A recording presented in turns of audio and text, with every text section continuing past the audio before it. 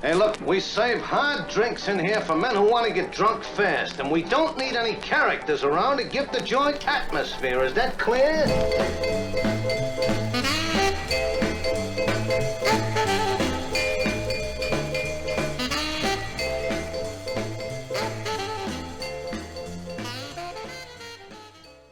I was thinking about this just before we're having this great messenger conversation with the classic why aren't we recording? And it's like, well, so let's record. And it's about Ukraine. We're sitting here on February 25th. My daughter's birthday, by the way. She's 14 today. Man. I tell you what. No. I'll tell you what. I sometimes forget that our youngest are the same age until the other day when I'm like, wait a minute. They're the age we were when we started hanging out. Yeah. Yeah. When you sent me that, I was like, wait, that's right. It's just insane. So this starts, she'll remember this the same way I remember that moment forward. It's crazy. Mm-hmm. So we're messaging, it's February 25th. The invasion of Ukraine started a couple days ago. I believe it started when Russia sent troops across the border into the Donbass region. Did kind of that toe dip. The toe dip, right? Back when I was like, my last, I believe, prediction, even though I was like, it's probably not true, but I can hope it's true, is like, maybe that's all they'll want. Yeah. And maybe all this talk of invading Ukraine proper or in general in force was just like so that they could take that little section of it and have everybody go, oh, shoo. It's kind of like when you say something's going to cost $1,000 and then it ends up only costing a few $100. The person feels like they got a deal, even though come to find out they could have gotten it for 50, right? Yeah. That ain't what happened. Tuesday night, Wednesday night. What is today? I don't even know what day it is. Friday. They went full on. And so we thought we should just talk. Yeah. You ever notice that we do whiskey talking during like, historic events? Because the last time we were like a couple months into the pandemic. Yes. And it's so funny you should bring that up because I thought of that. As I was like wandering around the kitchen today, I was like, this is interesting. The last time we did this, I was sitting out on the deck. We were in the middle of a full-on like project cutover. Yeah. And the pandemic had just started. And that was the moment, like we had never really gotten political on Don't Panic Radio Show. We did the Donald segment, but that was more just kind of a lighthearted something he did in the news. We poked fun at, not politics though. We didn't think that was actually politics. We thought that was just, we all make fun of a clown, now and then. We didn't think he was going to win. But that pandemic episode when the pandemic was starting, that might, So this is our audio blog. So I think you raised an interesting point, which is why is this one? And I had to really think about that. Like, why does this one seem different? I mean, the U.S. has been at war. The world's been at war pretty much nonstop forever. I think there was like 3 years in our nation's history that we weren't at war. Yeah, right. That was like in the 1700s or something. Yeah. And of course, just probably because of the times being what they are, and my mindset being what it is, I immediately went to culture and race. Which I mean, you're not entirely wrong. It's not completely wrong, but it doesn't. So I'll just it was. I was like, well, when it's Europeans who kind of look like us, live like us, it hits different. It's not. You think about Afghanistan, Iraq, Syria, South America, Africa, even Asian countries. It's to me, this is knee jerk. Was like, well, they don't look like us. They don't shop like us. They don't live their lives like us. They're used to war. Those people, part of their lifestyle. And they're passionate people. Yeah, they're passionate people. And it was not to say you and I, just to say like we are subject to the same biases everybody is, right? But then To your point, too, you mentioned this is where the robot should be reading our messenger pieces to each other. Then we can react to what the robot's saying. I'm getting to that. That'll be a thing pretty soon. Yeah. This is happening live on TikTok. Last time there was, when even the 2014, we had the internet, obviously. We had Facebook and Twitter and stuff. We didn't have live stream. That's the other thing. I'm like watching some of these on YouTube and TikTok and stuff. Like they still got internet and they're showing the explosions over the city. Lights are still on. People still driving their cars down the street. Like, don't they know there's a war on? How do they still have internet? Some of those Elon are Musk getting satellites up there already? Yeah, some of those are fake though. They'll be on a loop. But because like it'll be when it's nighttime over there and you're watching a live stream and it's like daylight, it's like, no, this one's fake. But there are some out there that are legit, and it's just crazy to watch. It is, and so that's part of it too.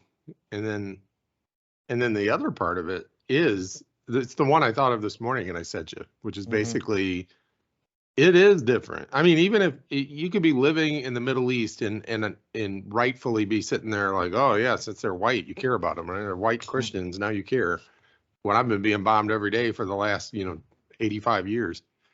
But even they might look at it as a little different because if you look at, other than Yugoslavia in the 90s, when the Soviet Union first broke up, there was, Yugoslavia was just formed after after World War II was just kind of formed, and said, okay, all you Slavs, since you're always fighting each other, we're going to do what, basically a page out of the British Empire's book, which is we're going to make a country, we're going to put them in, and we're going to draw the borders so that it's majority the weaker ethnic group, but we're going to put the minority ethnic group in charge of the majority this ethnic group. So it's sort of like when you got in the Middle East, you got Sunnis and Shias.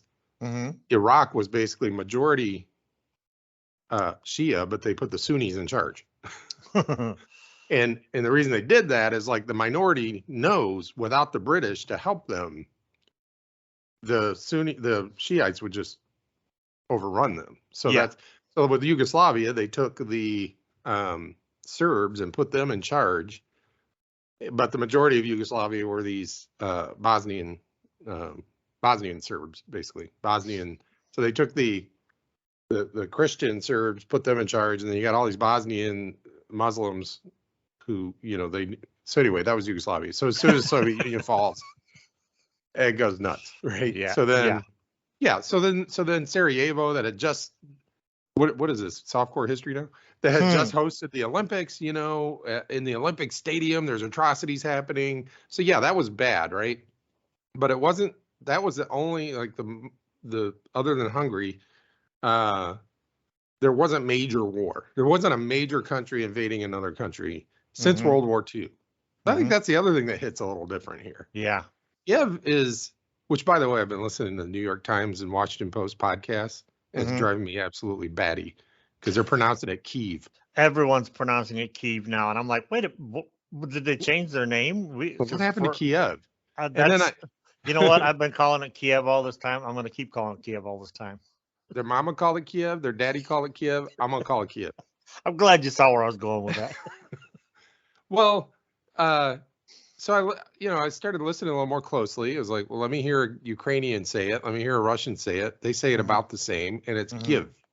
Oh, so it's like, it's one of those deals where it's like K-Y-I-V or even K, Kiev. Yeah. But it's two syllables, but it's really fast. It's like Kiev. Yeah. Not Kiev. If I'm going to say it, if I'm going to butcher the name, I'm at least going to butcher it the right way. Right. Well, part of me, if I'm going to mispronounce it, I'm going to mispronounce it correctly. Part of me wonders if that's some kind of conspiracy, like how we would say like Shiites and the shit Muslims, as the older white folks would say. Oh, yeah. Maybe altering the pronunciation of Kiev or Kiev is some kind of conspiracy. Did we go I to don't school with a guy named Keeve? know. No, that First was and Cleve. last name. That Yeah. was Cleve. His name was Forrest. Cleve Forrest Stone. So anyway, where was I? What was I saying? Oh, I've been listening to Sarajevo. Oh, this is what it is. Kiev is this metropolitan, European city, right? It's not. We all recognize it. The culture, everything is sort of like our culture. So when you think about Ukrainians and people that live in Kiev being in the middle of a major war, that hits different because they live like us, they shop like us, Yeah. Well, hell, just watching some of the TikToks, and I'm looking at the vehicles, going, "Is that are they in America? Because those look like American cars." And then you see the much better older architecture in the background. It's like, oh no, wait, that's not here. That's Europe. The other thing that I think causes it to hit different is just the idea that, well, if Russia is willing to do this, Belarus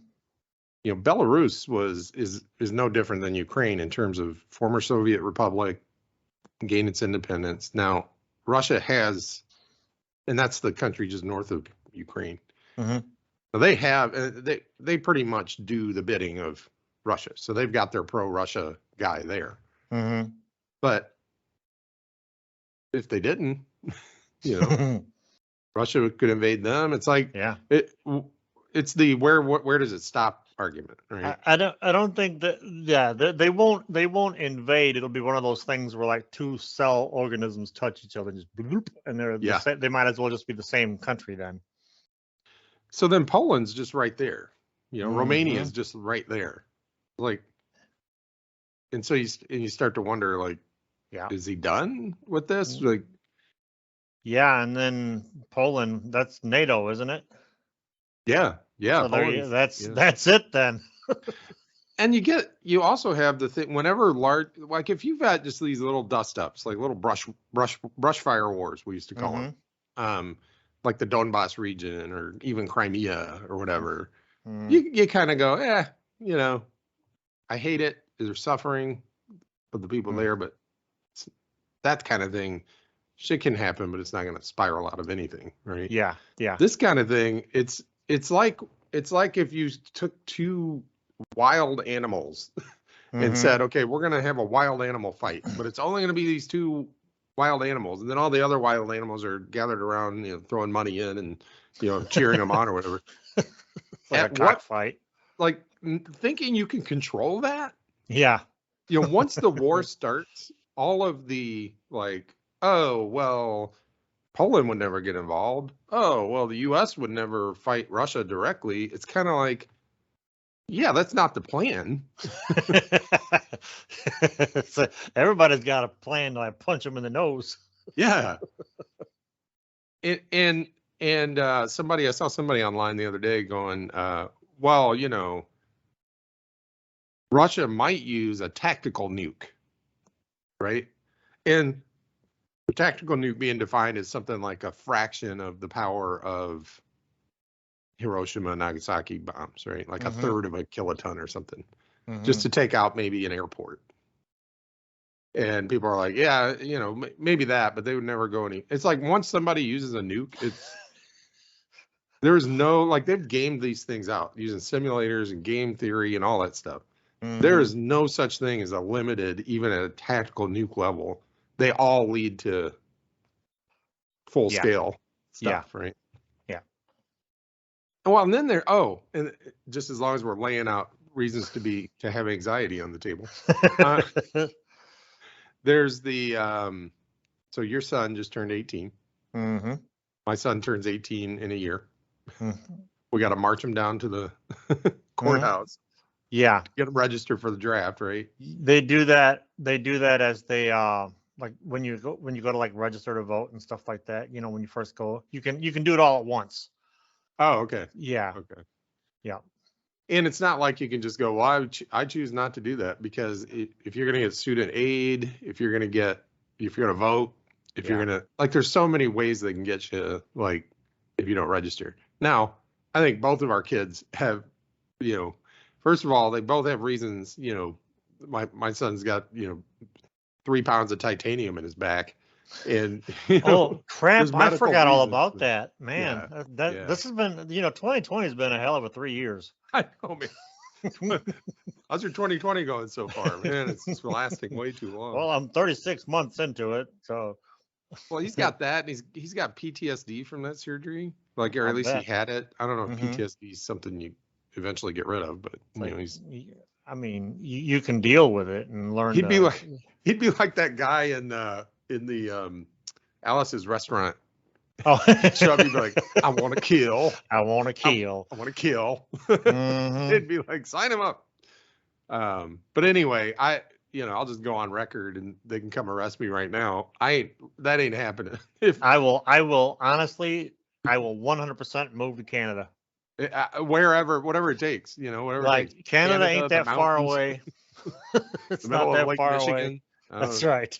Get a houseboat and go. Yeah, right. Get a houseboat. Just like, start our own country in the middle of Lake Michigan. Maybe Russia will invade that. But yeah, but I was just looking at a map, and this looks like a full on deal, man. This is not a limited engagement. No, it is not. And I don't know about you, but I'm fucking sick and tired of living through possible World War IIIs. Yeah. Which is another thing. Our oldest is the age we were the last time this almost happened. Yeah, well, that's a good point. It's like I'm fucking tired of history repeating itself with our kids. And it's been 30 years since the end of the Cold War, and we all breathed a ignorant, stupid sigh of relief. Mm-hmm. It's like in the any horror movie, any slasher movie, when the the monster's supposedly dead, laying there, Jason or whoever's got the ski mask on or whatever it is, the hockey man, and they're laying there. Oh, he's dead. Oh, that's so great. And we're sitting out on the boat dock. Yep. Right? Jamie Lee Curtis drops the knife, and we're all like, "Pick it up! He's not dead. Burn the head." What's wrong with you? Yeah. And that's what we're seeing. And okay, I like to talk about, like, what will the future historians look on our time? I've been thinking about that a lot. I think we're basically living through. We think like World War I and World War II and the Cold War. Well, certainly World War I, World II is history. Like, it'll be like when historians are studying it, it's like that'll be that era, and then what era are we currently in? And the truth of the matter is, I think we're still in that era. Yeah. That started with World War I. Yeah. See, I feel like my dad, when my dad, during the Cuban Missile Crisis, all right, he worked all day. They were building their house because the house burned down the one burned down before I was born. So he'd come home, he would park his truck so that he could put the headlights on the roof, and he'd climb up on that roof, and he'd be, because he was shingling, and he'd have the radio on in the truck, and he'd just be listening. And he told me one time, he goes, I just kind of looked around, and I was like, what the fuck is the point? Because all this is going to be gone. I'm not there yet, but it could, I could reach that point. Sorry. There was this quote from the Cuban Missile Crisis where this guy, this guy Dean Rusk was one of the central figures, and he was in on all the meetings and stuff during the Cuban Missile Crisis. And one day he's had a driver. He would leave one night on a rare occasion, because they were pulling all-nighters having these conversations. Yeah. One night he goes home to his apartment in DC or whatever, and the driver's like, he had a driver that would drive him to and from work. He's getting out, and the driver's like, well, I'll see you tomorrow. And the Dean Rusk goes, well, I hope so. These are the guys in the middle of it, right? We all sit there and we go, well, somebody's in control. We're more worried than we need to be. Somebody's on top of it. This is one of the guys in the middle of it.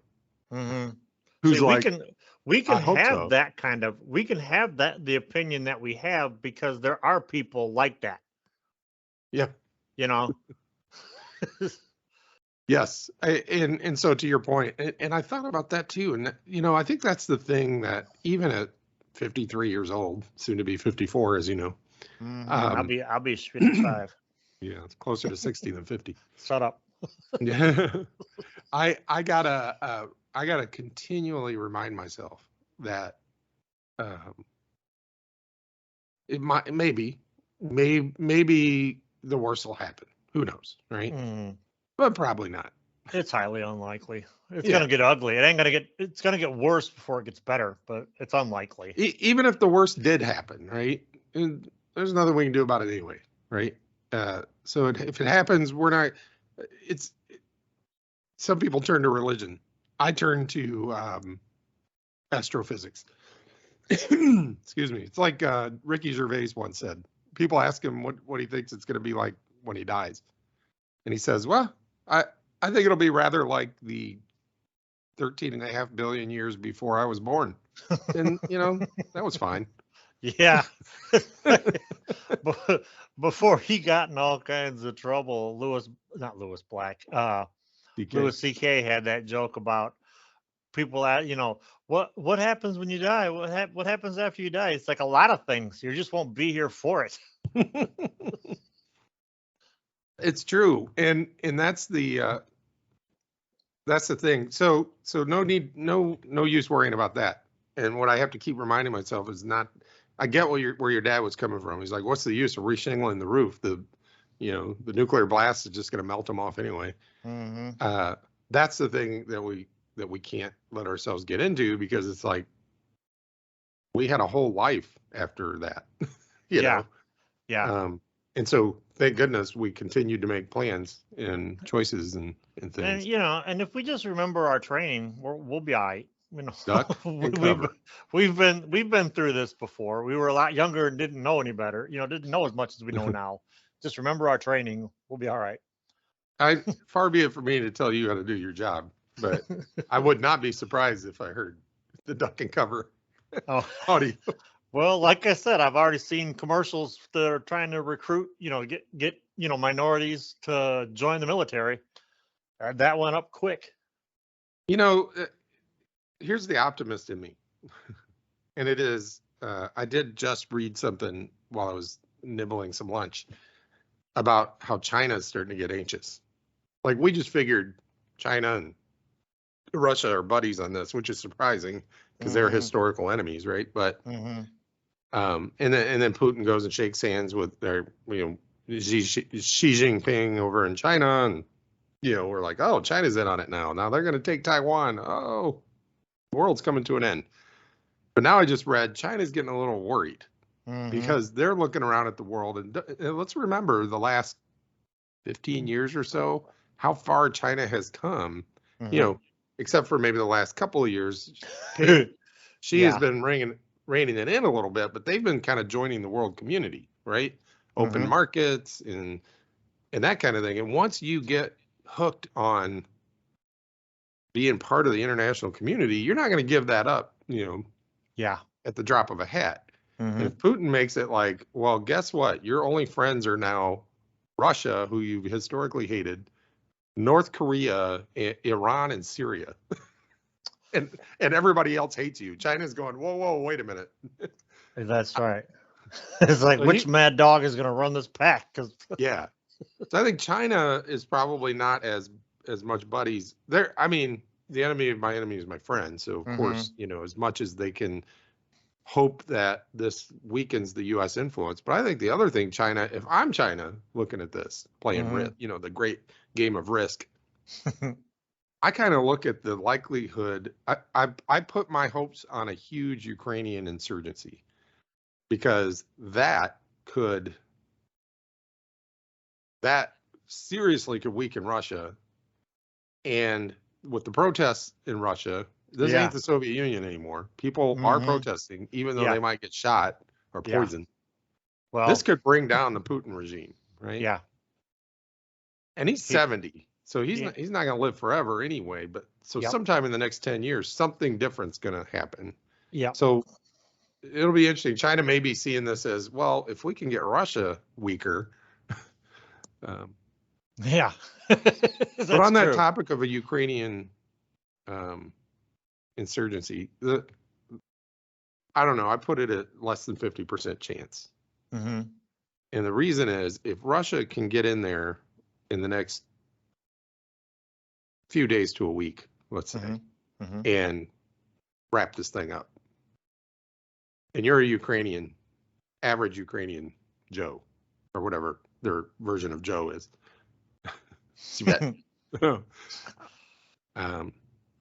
You're looking at, okay, most of my life has been pretty comfortable. Mm-hmm. Am I going to put my life on the line because the people at the head of the country are different people? Or am I going to go, this sucks, I hate it, but it's not like they're going to put us all in gulags, right? Right. It'll go back to the way it was before 2013, basically. Right.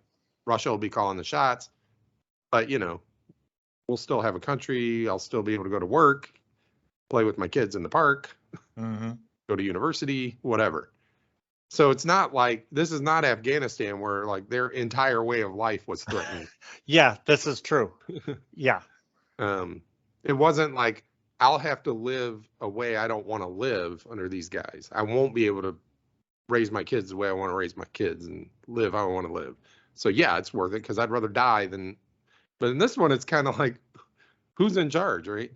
Mm-hmm. That said, if this takes longer than a few days or a week to wrap up, the U.S. has learned the best way to make insurgents is to kill their family. Because if you kill my kids and I can't play with them in the park anyway, and I got no reason to go to work because you ruined my family, give me one of those machine guns. Give me one of those 10,000 machine guns they were handing out in the last few days. Yeah. I love how we use humor to lessen, world crises. Throughout history, they've done it. So what would you do? Would you try to figure out how to navigate? Like, let's just say, Illinois took over Indiana. Mm-hmm. I don't know. Whatever. What's the analogy? Well, we'd be blue, so I'll go ahead. Or even, let's say Canada had, let's say the Flu Trucks clan was successful, got rid of Trudeau, and a right-wing government took over Canada and decided to invade the U.S. And it's far-fetched, right? And their goal was, we're going to get rid of Biden and put Trump back in charge. And I mean, I'm not picking up a weapon. I'm just like, well, that sucks. I hate that, but I'm going to still live my life. Even with Trump in charge, I hated it, but it wasn't worth picking up a weapon. You know what I mean? Right. Yeah. But I don't know if that's where Ukraine is. What's TikTok telling you? Well, I've been avoiding it today for the most part, because even because I'm a sucker for cat videos. I love cat talk. Nice. Well, even you want the a cat? cats, We have an extra cat. Don't tap me. If it weren't for the fact that Iris is so mean, she'd probably kill it. I like how you have one cat and you say you have an extra cat.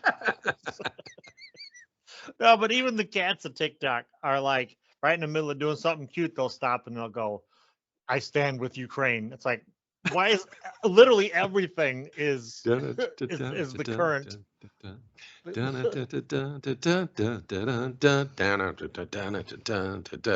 Ukraine.